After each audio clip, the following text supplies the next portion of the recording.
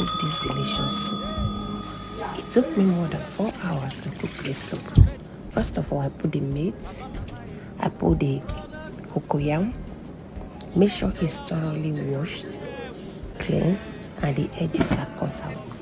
Then leave it to boil.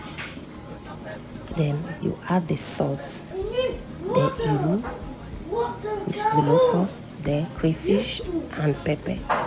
Then put the maggi. Then cover it so that everything will season into the soup. Then put the fish and the beef.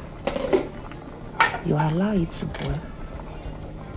Then you put the bitter leaf. The bitter leaf is fresh dried one, so it's very, very tough. You put it in. Normally you put it mostly after cooking, but I'm putting it in because it's very tough and I want it to be tender. So I put it in, then cover for some time. Then open it. You can see how beautiful it is. Now I'm taking out the fish because I don't want the fish to be destroyed in the process of cooking. Now I'm taking out the cocoyam so that I can match the cocoyam. Now I'm putting in the palm kernel fruit, which is palm kernel juice. Now you allow it to boil again. It's time for me to match the cocoyam. You take your time to do that because you want it to be very smooth. Now you put in the cocoyam.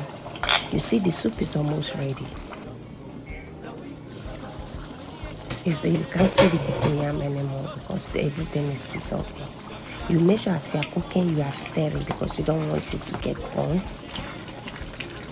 Now I'm putting in the fish because I want the fish, the soup, everything to go into the fish. So I make sure that I put the fish in so that everything will soak into it.